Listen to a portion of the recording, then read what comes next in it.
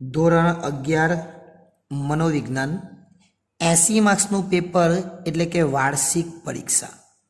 આ વાર્ષિક પરીક્ષા જે તમારી લેવાની છે એની અંદર જે 80 માર્ક્સનું પેપર છે એમાં કયા પ્રશ્નો ક્યાંથી પૂછાશે અને કયા વિભાગમાં શું પૂછાશે એની આપણે વાત કરવાની છે। તો સૌપ્રથમ આપણે વાત કરીશું વિભાગ એ ની। તો વિભાગ એ ની અંદર આપણને ટોટલ 10 પ્રશ્નો પૂછાવાના છે। 1 2 3 4 5 એ જ રીતના 6 7 8 9 અને 10 એમ ટોટલ આપણને 10 પ્રશ્નો પૂછાવાના છે। પરંતુ આ 10 પ્રશ્નો ક્યાંથી પૂછાવાના એ આપણે જોઈ લઈએ એટલે આપણને એમાં મુશ્કેલી નહીં થાય અને સારી એવી તૈયારી આપણે કરી શકીએ। તો સૌપ્રથમ જે પહેલો પ્રશ્ન છે એ ક્યાંથી પૂછાશે? તો પહેલો જે આ પ્રશ્ન છે એ ચેપ્ટર નંબર 1 માંથી જ પૂછાશે। આપણને શેમાંથી પૂછાય? ચેપ્ટર નંબર 1 માંથી। બીજો જે પ્રશ્ન છે એ પણ આપણને ચેપ્ટર નંબર 2 માંથી જ પૂછાવાનો છે। ત્રીજો જે પ્રશ્ન છે એ ચેપ્ટર નંબર 3 માંથી પૂછાશે। ચોથો જે પ્રશ્ન છે એ ચેપ્ટર નંબર 4 માંથી પૂછાશે। પાંચમા નંબરનો પ્રશ્ન ચેપ્ટર નંબર 5 માંથી। છઠ્ઠા નંબરનો પ્રશ્ન ચેપ્ટર નંબર 6 માંથી। સાતમા નંબરનો પ્રશ્ન ચેપ્ટર નંબર 7 માંથી। આઠમા નંબરનો પ્રશ્ન ચેપ્ટર નંબર 8 માંથી। નવમા નંબરનો પ્રશ્ન ચેપ્ટર નંબર 9 માંથી અને 10મા નંબરનો પ્રશ્ન ચેપ્ટર નંબર 10 માંથી। એટલે એવું કહેવાય કે આપણા ટોટલ ચેપ્ટર કેટલા છે? 10 અને 10 ચેપ્ટરમાંથી 10 પ્રશ્નો, એનો મતલબ કે દરેક જે ચેપ્ટર છે એમાંથી એક પ્રશ્ન આપણને પૂછાશે। કેટલા પ્રશ્નો પૂછાશે? એક। એટલે વિકલ્પ માટે તમારે બધા જ જે છે પ્રકરણો એ જોઈ લેવાના, બધા જ, એટલે તમને વિકલ્પ કમ્પ્લીટલી યાદ રહી જાય। હવે વાત કરીએ વિભાગ બી ની। તો વિભાગ બી ની અંદર આપણને કેટલા પ્રશ્નો પૂછવાના? તો વિભાગ બી માં પણ 10 જ પ્રશ્નો પૂછવાના, પણ વિભાગ બી માં આવું નથી, એટલે જોઈ લેજો 11 12 13 14 અને 15 એમ ટોટલ 5 પ્રશ્ન થયા। ત્યાર પછી 16 નંબરનો પ્રશ્ન, 17 નંબરનો પ્રશ્ન, 18 નંબર, 19 નંબર અને 20 નંબર એમ ટોટલ પ્રશ્ન આપણને આટલા પૂછાવાના છે। તો સૌ પ્રથમ વાત કરીએ 11 નંબરનો જે પ્રશ્ન છે એ કયા ચેપ્ટરમાંથી? તો 11 નંબરનો પ્રશ્ન ચેપ્ટર નંબર 1 માંથી પૂછાવાનો છે। 12 નંબરનો ચેપ્ટર નંબર 2 માંથી નથી, એટલે ધ્યાન રાખજો, 12 નંબરનો પ્રશ્ન પણ ચેપ્ટર નંબર 1 માંથી જ પૂછાવાનો છે। 13 નંબરના પ્રશ્નની વાત કરીએ તો 13 નંબરનો પ્રશ્ન એ આપણને ચેપ્ટર નંબર 2 માંથી પૂછાશે। 14 નંબરનો જે પ્રશ્ન છે એ ચેપ્ટર નંબર 5 માંથી પૂછાશે। 15 નંબરનો જે પ્રશ્ન છે એ ચેપ્ટર નંબર 7 માંથી પૂછાશે। તો અહીંયા તમે જોઈ શકો કે ચેપ્ટર નંબર 1 2 આવી ગયું, પણ 3 અને 4 નથી આવ્યું છે, એટલે 3 ને 4 ચેપ્ટરમાંથી પૂછાતો નથી એવું કહેવાય। 16 નંબરનો જે પ્રશ્ન છે એ ચેપ્ટર નંબર 8 માંથી। 17 નંબરનો જે પ્રશ્ન છે એ ચેપ્ટર નંબર 8 માંથી જ છે।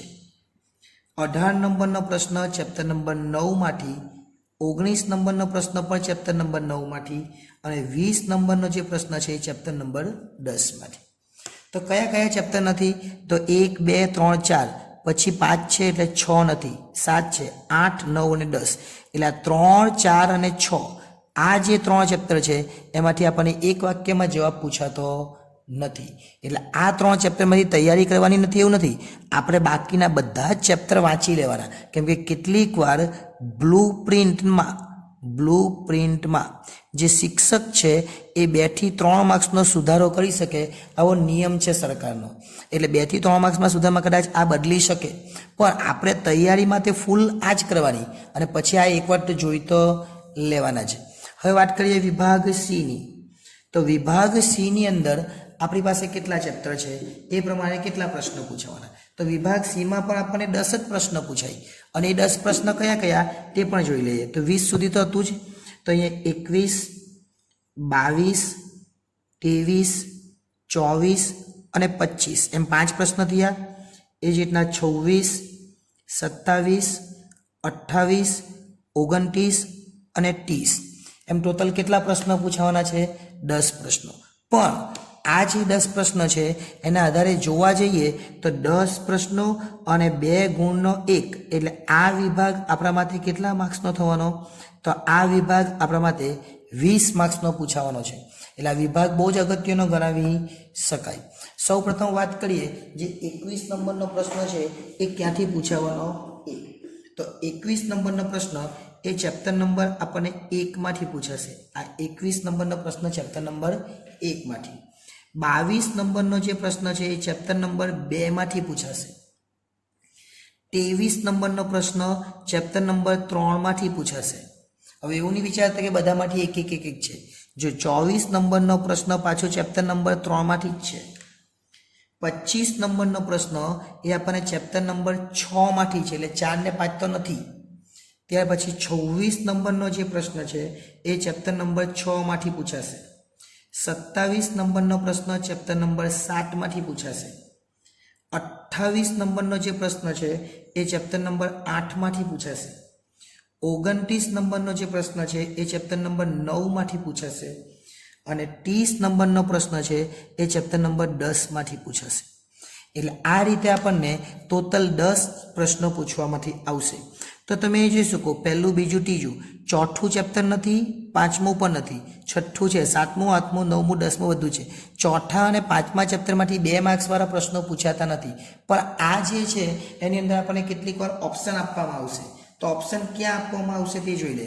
તો આ જે 28 નંબરનો પ્રશ્ન છે એની અંદર આપણને 8 આપવામાં આવશે. એટલે જે આ 8 નંબરનું ચેપ્ટર છે એમાંથી 2 પ્રશ્નો પૂછાશે, તમારે 1 લખવાનો.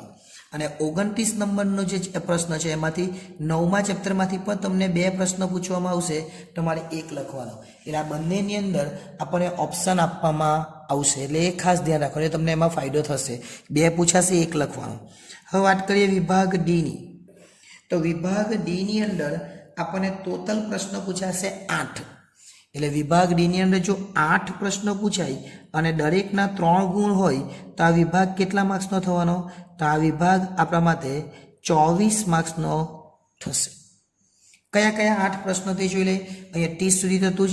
તો હવે આવશે 31, 32, 33 અને 34. બીજા 3ને આપણે નીચે લખી દઈએ. ચલો અહીં બાજુમાં લખી દઈએ. 35, 36, 37 અને 38. એટલે ટોટલ કેટલા પ્રશ્નો થઈ ગયા? 8 પ્રશ્નો. હવે આ 8 પ્રશ્નો ક્યાંથી પૂછાવાના એ જોઈ લે, અને એમાં ઓપ્શન છે કે નહીં એ પણ જોઈ લઈશું. તો જે 31 નંબરનો જે પ્રશ્ન છે એ આપણને ચેપ્ટર નંબર 3 માંથી પૂછાવાનો છે. 32 નંબરનો જે પ્રશ્ન છે એ આપણને ચેપ્ટર નંબર 4 માંથી પૂછાવાનો છે. 33 નંબરનો જે પ્રશ્ન છે એ પણ આપણને ચેપ્ટર નંબર 4 માંથી પૂછાશે. ત્યાર પછી 34 નંબરનો પ્રશ્ન એ આપણને ચેપ્ટર નંબર 5 માંથી પૂછાશે. 35 નંબરનો પ્રશ્ન પણ આપણને ચેપ્ટર નંબર 5 માંથી જ પૂછાવાનો છે. 36 નંબરનો પ્રશ્ન ચેપ્ટર નંબર 6 માંથી પૂછાશે. 37 નંબરનો પ્રશ્ન ચેપ્ટર નંબર 7 માંથી પૂછાશે. અને 38 નંબરનો પ્રશ્ન ચેપ્ટર નંબર 10 માંથી પૂછાશે. એટલે આ રીતે જોવા જઈએ તો આપણને ટોટલ 8 પ્રશ્નો 1ના 3 માર્ક્સ એટલે 24 માર્ક્સનો થશે. પણ આમાં તમને કેટલીક રાહત આપવામાં આવશે. એટલે કે જે 37 નંબરનો પ્રશ્ન જે ચેપ્ટર નંબર 7 માંથી પૂછાવાનો છે એમાં તમને એક 8 આપવામાં આવશે. અને 8 આપે એટલે તમને 2 પ્રશ્નો પૂછે, તમારે લખવાનો એમાં 1 જ. એ જ રીતના 38ની અંદર તમને 10મા ચેપ્ટરમાંથી 2 પ્રશ્નો પૂછાશે, એમાં 1 લખવાનું, એટલે એમાં પણ તમને 8 આપવામાં આવશે. એટલે જે ડી વિભાગ છે એની અંદર પ્રશ્નો કેટલા પૂછાવાના? 8. પણ 8 માંથી આ 2 પ્રશ્નો એવા છે જેની અંદર તમને 8 આપવામાં આવે છે. હવે આપણે વાત કરીએ છેલ્લો વિભાગ, એટલે વિભાગ નંબર ઈ. હવે આ જે વિભાગ ઈ છે એ વિભાગ ઈની અંદર તમને 4 પ્રશ્નો પૂછાશે, એના 16 માર્ક્સ રહેશે. જોઈએ 4 કયા કયા હતી. તો અહીંયા તો આપણે જોયા 38 સુધી હતા. તો હવે 4 કયા કયા? 39, 40, 41 અને 42. એમ 4 પ્રશ્નો આપણને પૂછાશે. ક્યાંથી પૂછાવાનું એ પણ જોઈ લઈએ. તો 39 નંબરનો પ્રશ્ન જે પૂછાવાનો છે એ ચેપ્ટર નંબર 1 માંથી પૂછાશે. 40 નંબરનો જે પ્રશ્ન છે એ ચેપ્ટર નંબર 2 માંથી પૂછાશે.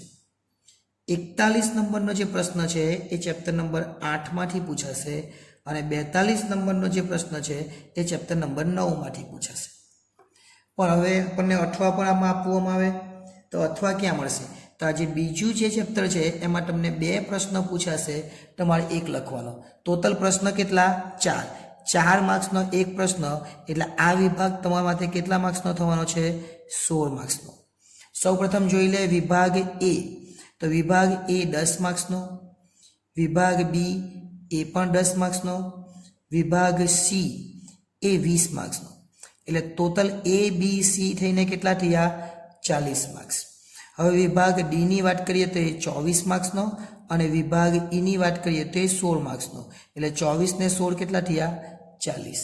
અને 40 ને 40 આપણું 80 માર્ક્સનું જે આ ટોટલ પેપર છે એ થઈ જાય. એટલે આ રીતે જોઈએ તો આખી જ બ્લુપ્રિન્ટ આપણે અહીંયા જોઈ લીધી. હવે વિડીયો ગમ્યો હોય તો લાઈક કરજો, ચેનલને સબસ્ક્રાઈબ કરજો અને તમારા જેવા અન્ય વિદ્યાર્થીઓ છે તેમના સુધી પણ આ વિડીયોને પહોંચાડજો, એટલે કે શેર અવશ્ય કરજો. આભાર.